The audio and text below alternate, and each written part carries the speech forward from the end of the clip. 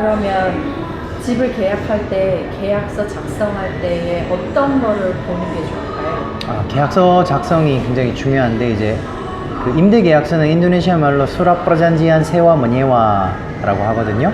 그 임대 계약서를 작성하실 때는 기본적으로 계약 날짜가 정확하게 적혀 있는지, 예를 들어 2018년 4월 1일부터 뭐 2019년 4월 1일 1년이라면 또는 뭐 3월 31일 이렇게 딱 적혀 있는지 그 날짜 정확하게 확인하셔야 되고요. 그 다음 가장 중요한 게 보통 우리나라로 따지면 등기 권리증이라고 하는 이 땅 문서죠. 예, 땅 문서가 있는지, 땅 문서가 인도네시아 말로 이제 Sertifikat Tanah라고 하거든요. 그래서 그 Sertifikat Tanah 원본을 가지고 있는지, 가지고 있으면 좀 보여달라고 하셔야 돼요. 예, 그 보여달라고 하시고 그 원본에 집 주인 명의자가 지금 내가 계약하는 사람과 일치한지, 예, 계약하는 사람과 일치한지 보려면 그 집주인의 신분증도 당연히 있어야겠죠. 까떼빼라고 하는 신분증과 이 땅 문서 Sertifikat Tanah의 이 소유주가 일치한지 그거 먼저 확인하셔야 돼요. 그게 가장 중요하고요. 만약에 다른 명의자가 그거를 가지고 나올 수도 있잖아요.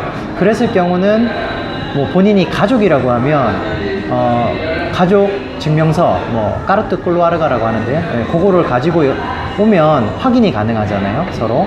그리고 그걸 대조를 하셔야 되고, 그 설사 가족이라 하더라도 결국엔 사인은 이 집 소유주 당사자가 해줘야 됩니다. 만약에 그게 여의치 않은 경우는 위임장을 써 와야 돼요. 수락과사라고 하는 위임장을 써 와서 그 사람의 위임장을 가지고 본인이 사인을 해야 정확한 법적 효력이 있는 거지. 아무리 가족이라고 해도 다른 명의자가 돈을 자기가 받고 자기가 사인해주면 나중에 법적 효력이 없잖아요. 예, 그런 부분 제일 중요하게 보셔야 됩니다. 그리고 간혹 집주인이 대출받은 경우도 있어요. 그래서 대출받은 경우는 이 땅 문서가 은행에 들어가 있는 경우도 있어요. 그러면 이제 땅 문서 원본이 없을 수 있거든요. 그런 경우는 뭐 대출 서류라든지 땅 문서 사본은 있을 테니까 그런 거 가져와서 이제 확인을 해야 되고, 이 돈을 빌렸다는 거는 이 사람이 돈을 못 갚았을 경우는 우리나라처럼 뭐 경매에 넘어간다거나 땅이 넘어갈 수가 있잖아요. 그래서 그런 경우를 대비해서 계약서상에 그런 경우가 발생했을 경우는 어떻게 처리를 할 건지, 나머지 잔금을 실제 거주했던 저 금액만큼, 나머지 금액만큼 돌려줄 건지 말 건지, 아니면 보상을 해줄지 말지, 그런 부분 이제 조금 계약서상에 명확하게 명시를 하시면 좋습니다.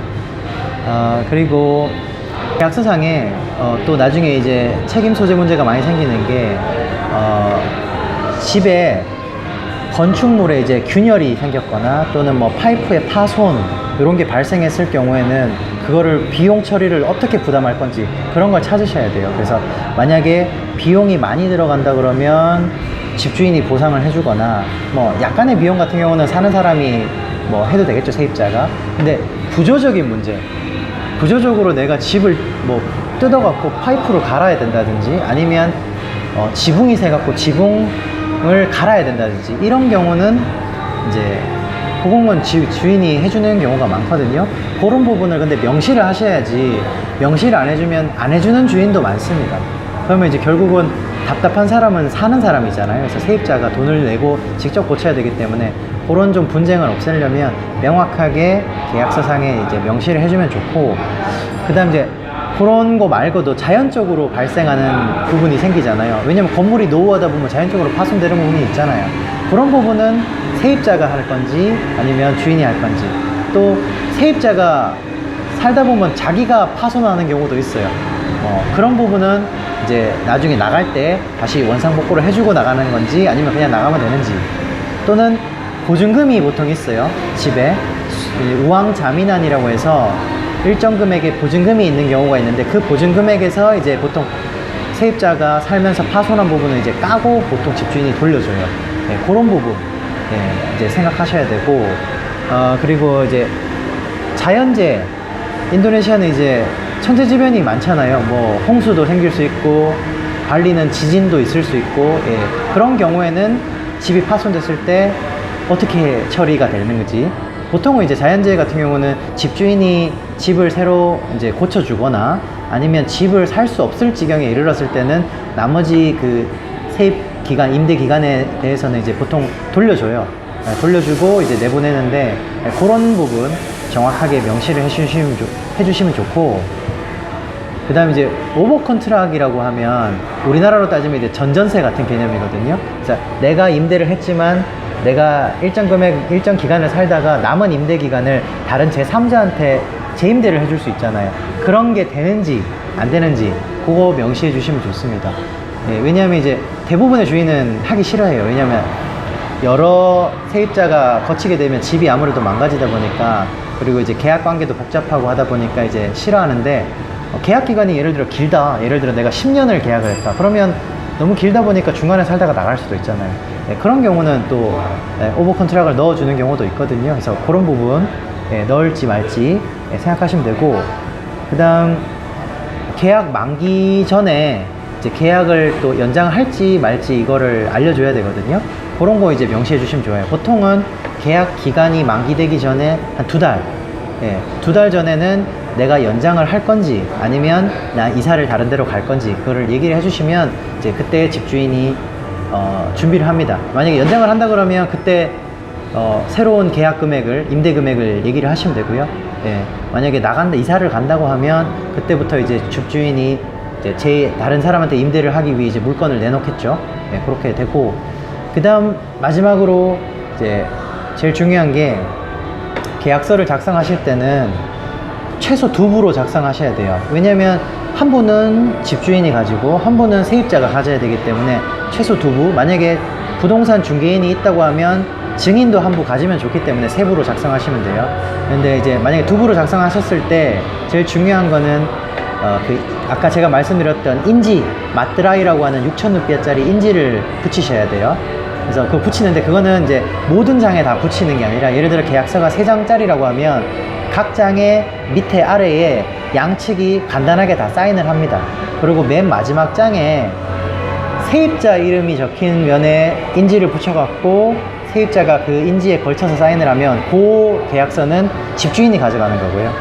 그리고 집주인이 자기 이름 밑에 인지를 붙여서 인지에 걸쳐서 사인을 하는 거는 그 계약서는 세입자가 가져가는 겁니다. 그래서 서로 이제 증빙을 위해서 이제 가지고 있는 거고, 그리고 돈을 이제 건네받으실 때는, 돈을 이제 결제를 하실 때는 보통 계약금은 전체 금액의 한 10% 정도를 성금으로 걸고요.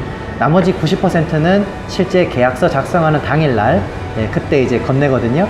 물론 현금으로 건네실 수도 있지만 금액이 크면 보통 계좌이체를 하세요. 그래서 인터넷 뱅킹으로 하시든지 아니면 은행 가셔갖고 계좌이체 하신 다음에 계좌이체 하신 영수증을 집주인한테 보여주면 그때 집주인이 계약서에 사인을 하게 되고, 그리고 그 이체 영수증 외에 퀴단시라고 해서 돈을 받았다는 영수증을 별도로 써줍니다. 거기도 마찬가지로 6,000루피아짜리 인지를 붙이셔갖고 주인이 이제 자기가 사인을 합니다. 인지에 걸쳐서. 그거는 세입자가 가지고 계셔야 돼요. 왜냐면 내가 돈을 줬다는 증빙이니까요. 예, 그리고 그 영수증과 계약서, 그리고 집주인의 신분증, 그리고 집주인의 땅 문서, 사본, 예, 요 정도는 반드시 가지고 계셔야 나중에 혹시 분쟁이 생겼을 때 어떻게 처리할 건지, 예, 그런 거를 이제 대비하실 수 있어요. 그리고 혹시나 이제 분쟁이 생겼을 때는 어떻게 처리해야 되냐면, 보통 이제 계약서상에 명시가 되어 있어요. 두 쌍방 간에 문쟁이 생겼을 때는 가급적이면 두 쌍방 간에 원만하게 합의에 의해서 해결을 하고, 만약에 그 합의가 잘 이루어지지 않았을 경우는 첫 번째는 발리에 있는 중재소를 이용한다. 그리고 중재소에서도 중재가 안 됐을 경우에는 그 다음은 이제 여기 소재지의 법원인 덴파사르 지방법원이 있어요. 그래서 그 지방법원에서 이제 이 일을 해결한다 이거죠. 만약에 거기서 안 되면 다시 덴파사르 고등법원에 갈 거고요. 거기서 해결이 안 되면 자카르타에 있는 대법원으로 가게 됩니다. 그래서 물론 이렇게 임대계약서 때문에 이제 그렇게 가는 경우는 드물지만, 장기 땅을 임대하셨을 경우에는 그런 일도 생길 수 있기 때문에 그런 부분을 정확하게 명시하는 게 좋습니다.